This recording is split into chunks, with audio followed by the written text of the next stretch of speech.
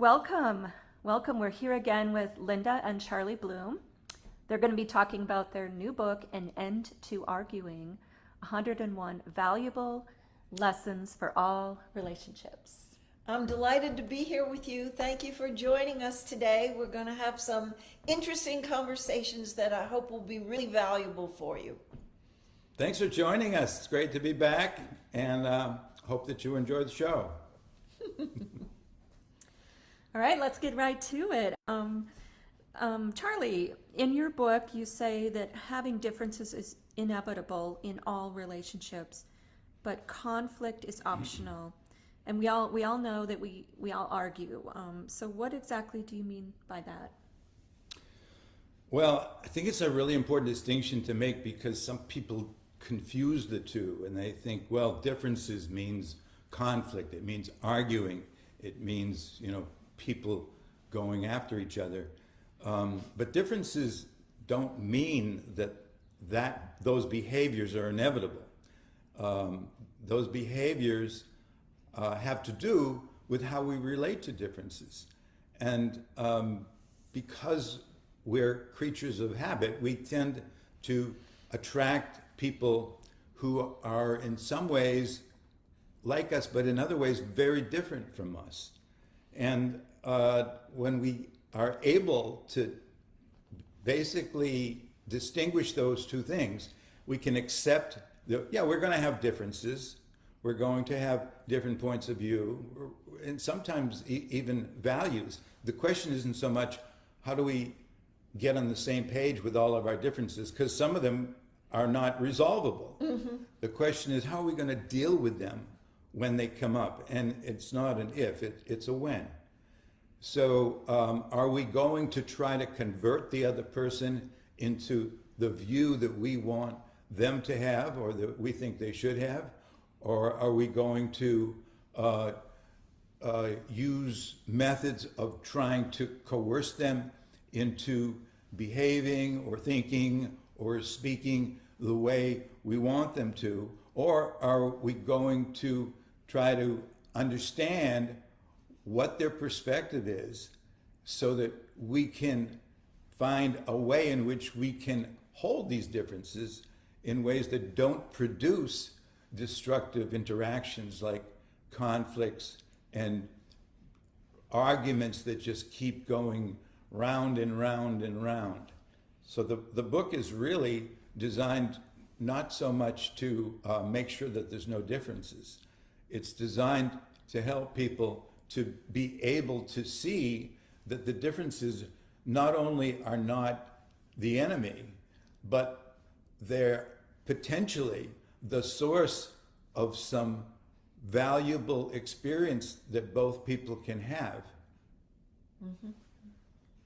So in that same vein, Linda, how does someone who has a fear of confrontation get over the habit of conflict avoidance? Well, it's a worthy goal. And for the people who have a tendency to want to sweep things under the rug and put the tough issues in the denial zone, if they stop to consider the prices that they pay for not dealing with the tough subjects, that it's taking a toll on their own well-being, even their physical body and their health, not just their emotional well-being. If they really face into the trust level goes down, the emotional intimacy level goes down, the feeling of well-being and ease in the relationship is missing because there's a tension that is plaguing the relationship. And when they see what the costs are, sometimes that's just the thing that will motivate them to start risking and bringing up the tough subjects or responding to the tough subjects that their partner brings up. The other thing that'll put some motivation in their tank is to vision the benefits of how free they're going to feel, how unencumbered they're going to feel, how light they're going to travel when there aren't forbidden topics, when they're not busy avoiding facing into the challenge of dealing with the issues that all relationships have, and learning how to be masterful in dealing with them effectively which isn't necessarily to agree, but it is to understand each other and learn from each other. And when people have a grand vision of how wonderful their relationship can be, they can get over their conflict phobia. And that's a worthy goal. Yeah. So Charlie, they say choose your battles, but you say maybe that's not such a great idea. Why is that? Well, in theory it is, and I think I know what people mean when they say that. I mean, you can't argue or, get into grievances about every single little difference that you have. I think it's important to be discerning and discriminating about which things really do need to be addressed and brought up and create a conversation or dialogue over, and which things you can just kind of let go. I mean, there's a difference between where are we going to live or should we have children, which are things that probably do deserve a certain amount of attention. Well, which restaurant do you want to go to tonight? Or do you want to stay home or go to the movies? Or what do you think of that color? So you do have to make certain choices about what you choose to bring up. What we don't really want to do is promote the idea or reinforce it that whenever there's a difference, there's going to be a, quote, battle. And when you use that word, it does inevitably kind of associate people with the idea that, we're gonna go to war here. We're gonna have some conflict. There's gonna be a battle. So the idea of choosing what it is that really needs to be addressed and choosing to go to war are two different things. Mm-hmm. So we just don't want to reinforce the idea that when we have these differences, we both have to kind of bring our sword and shield into the match.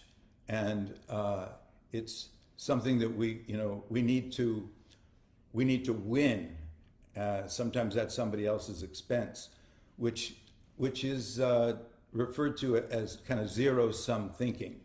There's going to have to be, if there's a battle, then there's going to be winners and losers. And if I'm not a winner, then I'm going to have to lose. And so I want to make sure that that doesn't happen. It's the attitude that we're talking about bringing into the dialogue that we really want people to see, that this is not about conquering, it's not about winners and losers, but it's about understanding. It's about appreciating the differences. Mm-hmm. And so we just want to kind of neutralize that tendency that we have to see differences as involving some kind of a battle. So, Linda, how do we put our partner's needs before our own without losing ourselves? This is such an important question to live in on an ongoing basis, because there's usually one in the pair who it comes more easily to them to put the other person's needs first. They have an attitude of being in service and being flexible and accommodating, and if you do too much of that, you're in big trouble. If you don't do enough of that, you're in big trouble. So it's always recalibrating.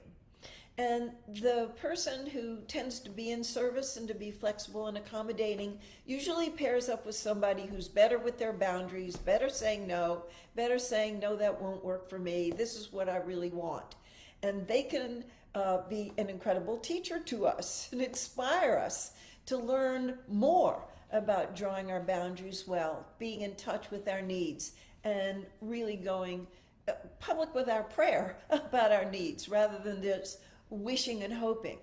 When couples check in regularly with each other, this is the best way to head off trouble at the pass, because you check into self, you listen in, and if you've been sacrificing too much and giving too much and accommodating too much, you'll listen in and you'll hear grumbling in your mind.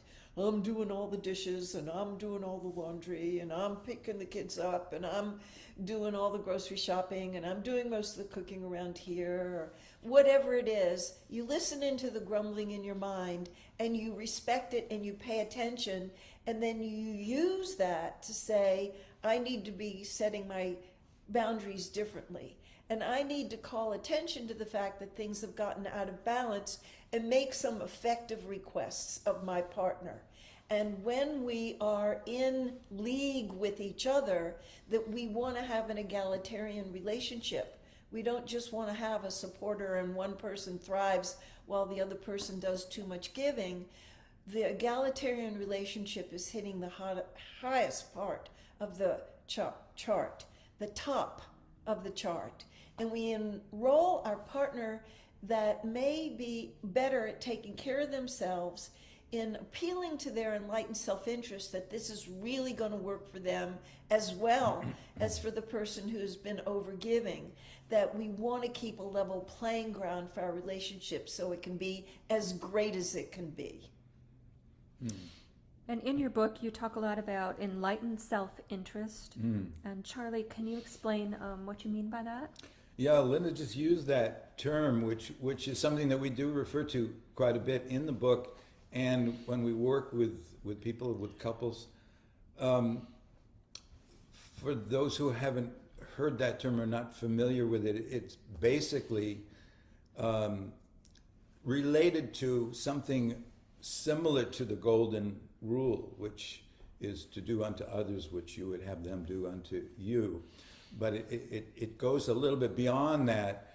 It is a trust and an understanding of what we consider to be the reality, that when you operate out of an intention to serve the greater good of an organization or an individual, and a relationship is an organization, when you operate out of that intention to address the greatest good for that person or that group, then ultimately your well-being is equally enhanced. So it's trusting that karmic saying that what goes around comes around, and it is requiring the willingness to temporarily defer our immediate gratification or the hope to get what we want in this moment to something that will ultimately give us potentially even more than what we're getting if we win our argument, or if we win in this moment, if we can defeat this person's desire and we can get what we want. That ultimately, if we can give to something greater than our own immediate desire, that the potential return for that investment, and it is an investment, which is something that you pay up front, that you are willing to give up now for the hope or expectation of a future benefit, that if we do make that investment in the relationship and are willing to temporarily forego our immediate desire, that ultimately not only will our partner be more of an ally with us, not only will the relationship benefit, not only will the trust be and the respect deepen, but we personally will be gratified in ways that we would not be if we just kept our focus on getting what I want. When we're not saying here with enlightened self-interest, by the way, that it means self-sacrifice. It means that you're giving up something to another person. It means that you have an awareness that ultimately, if you can begin this process of acting more selflessly some of the time, we all have personal needs too that need to be fulfilled. But if you can begin to break the automatic habit, if you have one, some of us are kind of programmed to go after what we want and not consider the relationship. But if you can begin to see things from this perspective, the other person will, in all likelihood, begin to join you. And at that point, you will be reaping a benefit that you are unlikely to receive otherwise. Yeah. Let's move on to a different question that has to do with not maybe experiencing a meaningful connection with your partner anymore. Linda, could you address that? You know, sometimes when people come to us for counseling or when they attend our workshops, they haven't been feeling like they've been arguing, that's not what's dragging the relationship down. They just feel like it's settled into some lackluster, kind of boring, kind of predictable. The relationship has gone flat. And it's very clear when people say that the relationship doesn't have the pizzazz that it once had, that there's some conversations that they're not having. There's some truth-telling that they're not entering into. There's some visioning that's not going on. And so we stimulate them and invite them into taking out of mothballs some of the old dreams that they had. Sometimes when they were teenagers or young adults or when they got married, and take some of those old dreams and visions and goals and aspirations that they had and allow them to make their imagination big, and each of them to vision what they would really love to experience in the relationship, and then to bring those visions together and co-create a joint vision with an action plan about how to bring that about. And when they see that there's some work that needs to be done, that can stimulate a lot of very important and meaningful conversations, complete with some truth-telling and some things that they've been keeping off to the side because they have feared that it would be disruptive to the relationship. And this is that kind of disruption that's useful. And we have a friend, David, who lives in Marin County. It's on the other side of the Golden Gate Bridge. He's got a t-shirt that says, "Give chaos a chance." And I think people are afraid to step into the void and step into the unknown because it's not so tacked down and it's not controllable, it's not so predictable, but it's a very creative area. And actually our book, this End to Arguing, is full of stimulating ideas that give a starter kit to couples when their relationship is gone flat, and they can read it, each of them independently. Sometimes couples like to read passages that are especially meaningful to them, to each other as a bedtime story or when they check in with each other, and use the material in the book as well as their own vision and their imagination. That can be the starter kit for some very meaningful conversations. So we invite all of you, if you feel like your relationship's gotten a little dull, be committed to having those kind of meaningful conversations, even though they're a little risky. So meaningful conversations can require us to be vulnerable with each other. And Charlie, would you address that? How do you overcome a fear of being vulnerable? Well, I haven't figured that one out, and I don't even know if it's possible, to tell you the truth. I mean, when you think about what does vulnerable mean? If you look it up in the dictionary, what it says is vulnerable means to be willing to be at risk of harm or danger. Well, it's hard for me to imagine entering a situation where I disarm myself of any protection and just step into a situation that feels threatening to me, which doesn't mean that my fear of vulnerability or my concern about being at risk of exposure to a threat is necessarily going to stop me from doing something that I think is important. That requires courage. And courage and vulnerability go together, because I don't think that it's possible to be vulnerable without having the courage to take the risk. And the risks that we're talking about in relationships have to do with emotional risk, not so much physical risk, but the fear of having a response that could be hurtful to us, that could cause us emotional pain or suffering. Experiences like judgment or verbal punishment or reactivity from another person, or threats, humiliation. I mean, there's a lot of different emotional consequences there can be when we put down our sword and shield and just stand figuratively naked in front of another person without the usual defense mechanisms that we all have learned to use in order to protect ourselves. In sports, there's a saying that the best defense is a good offense. And unfortunately, while that's true in sports, it's not necessarily true in relationships.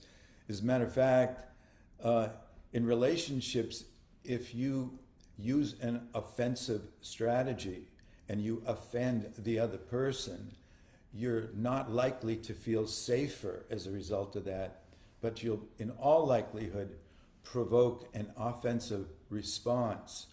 Sometimes what we think is, I'm just explaining things, I'm just being, I'm just defending myself.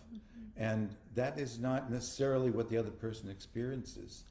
They may experience you as attacking them, and that will activate and mobilize their need to counterattack you. So yeah, vulnerability it's a challenge for all of us, but there isn't any way that we can have a deeply meaningful, intimate relationship that does feel safe unless we're willing to take that risk. We have some terrific questions in the chat. I would like to take the one that says, why are relationships so much work? Thank you very much for that question. And relationships periodically can require a lot of work. And the reason that they require so much work is we're trying to do one of the most important things we're ever going to do in our whole lifetime. And that's to become a more loving human being. And to do that well, we have to learn about the other person and their needs and their desires and their goals in their life, and to be committed to supporting them to actualize those while we're in touch with our own goals and our own needs and our own feelings and what we want to be doing with our life, and enroll our partner, hopefully, to support us to achieve that.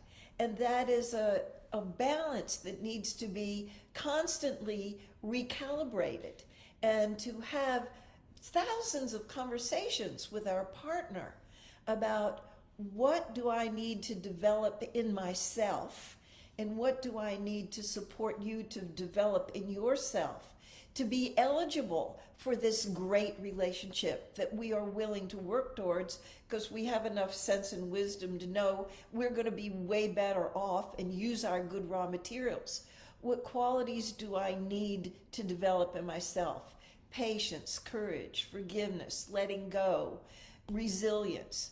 What kind of skills do I need to develop? Conflict management skills, communication skills, negotiation skills. These are all requirements for a relationship to thrive, to stay in the thrive zone. So this is some of the hardest work we're ever going to do in our life, and it's the most rewarding work that we'll ever do in our life, and that's why it's hard work, but the payoffs are gorgeous. Let me just chime in on this. I want to just underscore one of the points that Linda made, which is relationships require us to be successful to do two things that seem to be mutually exclusive simultaneously. One is we have to attend to the need of the relationship that involves the other person's concerns and address them in a way that those are met. That it's got to be something that really does enhance the quality of the relationship itself. And the other thing that it requires is to do that without neglecting our own personal needs. Right. And some of us are predisposed to be more focused on relationships. The danger, if that's out of balance with our personal responsibility, is that we could end up neglecting ourselves, and that doesn't work, because over time we can feel that we have been denied something that we need, and that can lead to resentment and feelings that do not promote personal well-being or support the relationship. On the other hand, if we're predisposed to focus more on what we want to the exclusion of the relationship, then that puts an undue burden on the other person, which over time is going to create some difficult feelings. So the challenge is to be able to honor both sides, both people, taking responsibility for the relationship and for ourselves without neglecting either side. Now that is not easy to do, but it's possible. It takes some practice for most of us because we haven't learned a lot how to do that. But it's possible in a relationship to become skilled at being masterful at both sides if you use the situations that come up as opportunities to practice. We have another terrific question in the chat, and this is how can I help my partner to open up to me more? And I love this question, and I love it extra because it's coming from a man. And usually the people who attend these relationship events are female. So when the men get involved, I always get over the moon about that. So we want to have safety and security as much as possible in our relationship, and also not neglect the challenge part. Sometimes people are so focused on creating the safety and security that they neglect the challenge part, and the challenge part is just as important. If we've got too much safety and security, it can go flat, be dull, be boring, too many things left unsaid. The challenge can be done in a very respectful way. Could you give us some specific tips? Like, how would you specifically encourage your partner to open up? Just a couple. Thank you. Yeah. Tell them it's really important to me, and I think it would be great for both of us if we were closer. Don't you see what I see? How much more we could share if we were closer. That's appealing to their enlightened self-interest. I am sensing that you're a little off today. Is there something bothering you? Is there something upsetting you? Is there something that you're, not feeling good about me or anything in life? Maybe it doesn't have anything to do with me. But if what I'm sensing is true, and if you're a little off today, you're preoccupied with something, would you share it with me? I see it as my role as a chief supporter. I think I'm your biggest support in your life, and I would want to hold it with you. If you're sad about something, or you're frightened about something, or you're confused about something, gift me with that. I want to be your special person. You are that for me, and we need to give what we want to receive. We need to model for them by allowing them to support us when we have strong feelings or confusion, when we're mixed up about things. And I always think that it's a good contract to make. It's a good deal to make, that we're not going to harbor things and bravado our way through it, and I can do it myself, and I'm a warrior woman, and I can handle this. But to have that healthy dependency. It's one of the best things that comes along with a committed partnership, that we have somebody who's got our back and is going to be there with us to help figure out some of the challenging things in life. Yeah, I'll just add a little bit to that. The way in which we introduce our concern and present it as an invitation rather than an expectation or a demand or a criticism or a judgment is very, very important. The way in which we offer this concern that we have, and not to imply or even directly communicate that there's a problem here and we need to talk about it right now. That generally is not a very inviting invitation. That's not something that is going to do much to neutralize the other person's concern, because as soon as they hear that there's something that we want or need to talk about, they're gonna be on the defensive. So to present it in a way that it's very clear from the beginning that this is not a problem that I think you have. This is not something that I want you to change. This is not something that I expect of you. That this is a concern and an issue that I have that is affecting our relationship. And I want our relationship to be as great as it can be. I want both of us to be able to feel like we really are creating something that is mutually fulfilling for each one of us. And the focus is on the relationship. The focus is on what it is that I'm hoping to have happen here. It is not about making the other person feel like they need to defend themselves in any way. So presenting it in that way makes it more likely that the other person will be more inclined to want to join us in our quest for an enhanced relationship, to make it even better than it is now, rather than to make sure that we fix this problem. Mm-hmm. There's a very important question in the chat. And the question is, can a relationship restore broken trust after there has been cheating, sexual infidelity? And I'm here to be a stand, and I know Charlie is with me about this one too.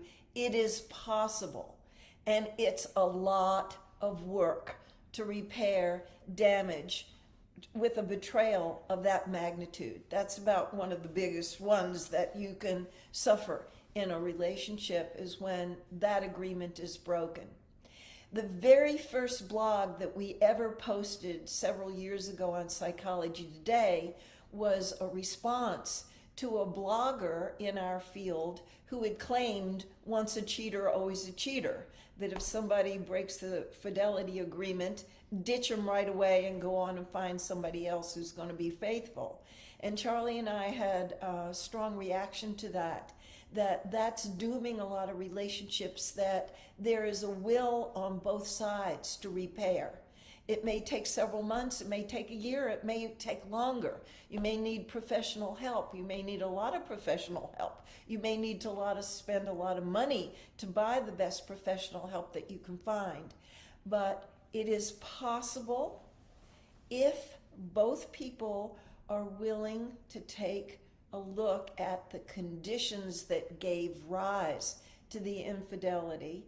And of course, the person who made the choice to be sexually unfaithful has way more responsibility, but the other person may have colluded in some way, that they weren't emotionally available, sexually available, or whatever.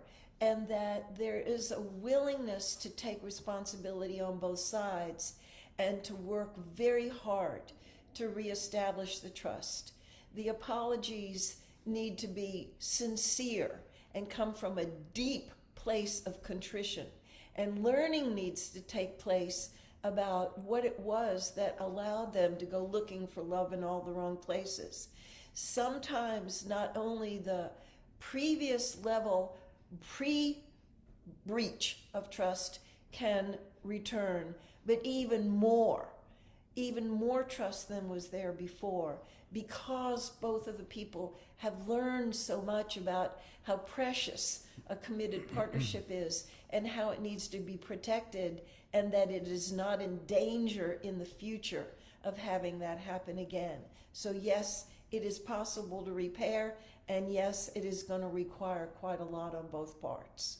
And it may require the intervention of a third party to facilitate that dialogue, because this is, as you can imagine, an extremely sensitive, touchy issue that can require sometimes somebody else to be present who's professionally trained in order to be able to prevent a further deterioration from some of the intense feelings that can come up when people are talking about their experience with this. So by all means, it is absolutely possible. We've seen that in many cases.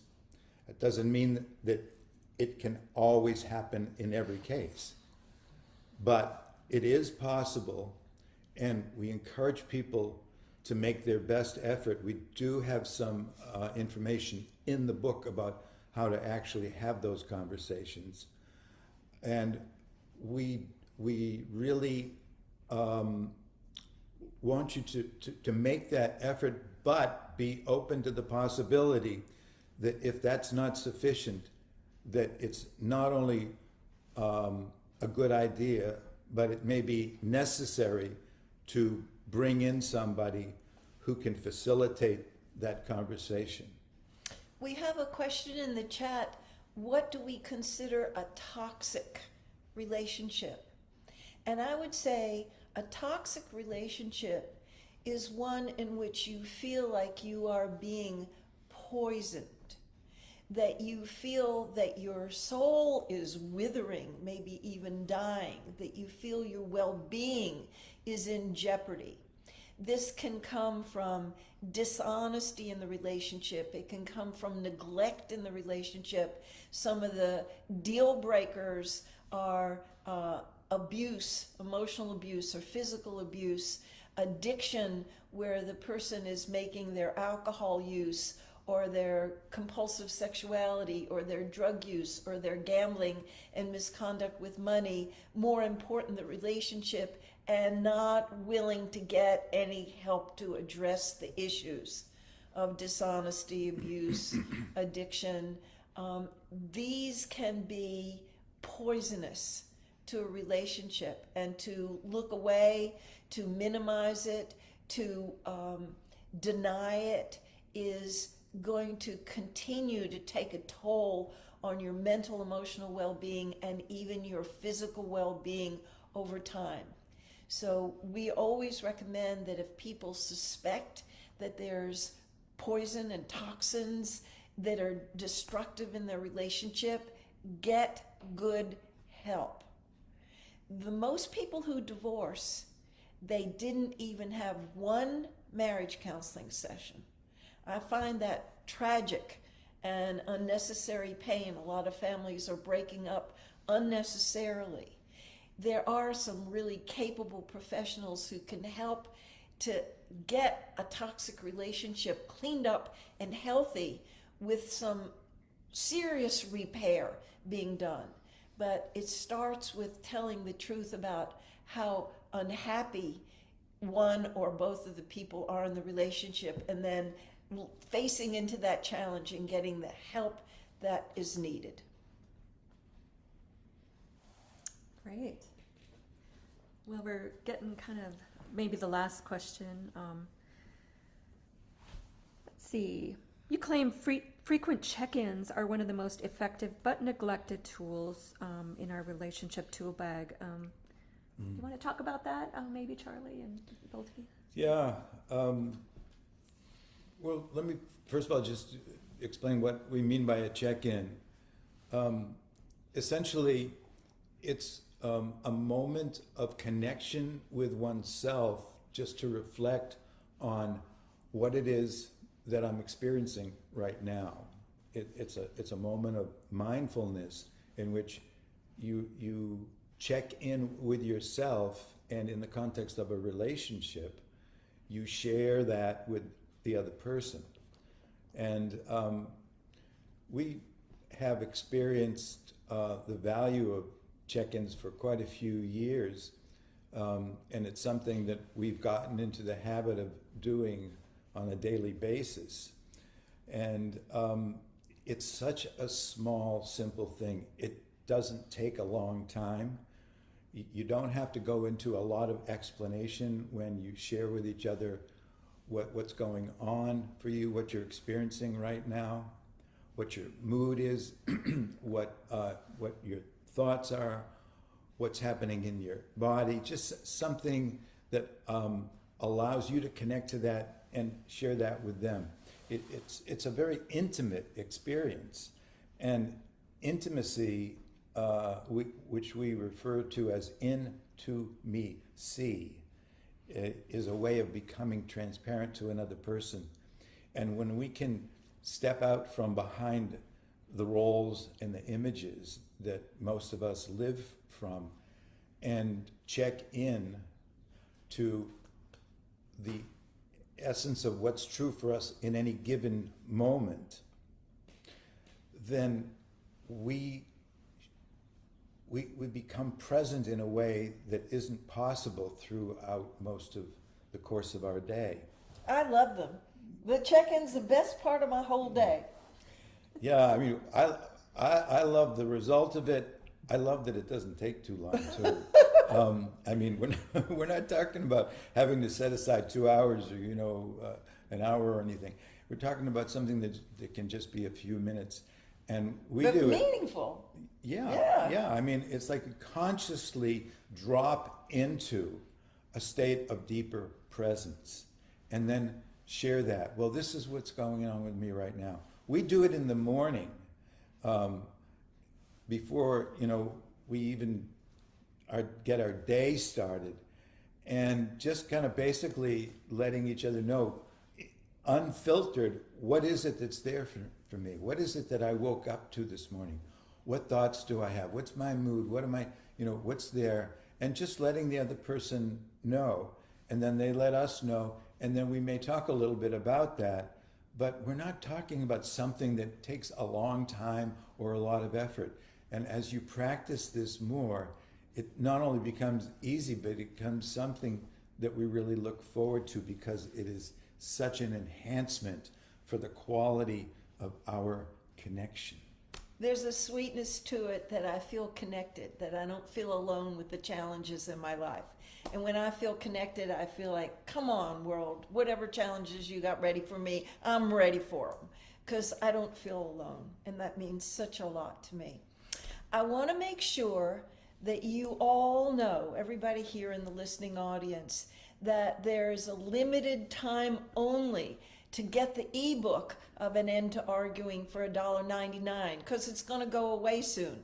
We're really proud of this book. We think it's the best of the 5 books that we've written so far. It may be the most wonderful book that would serve you to be able to enhance your relationship and lift it up to the Thrive Zone, and not just your romantic partnership, but your relationships with your kids and your family members and the people on the job and your friends and your neighbors. There's 101 valuable tips for all of our relationships.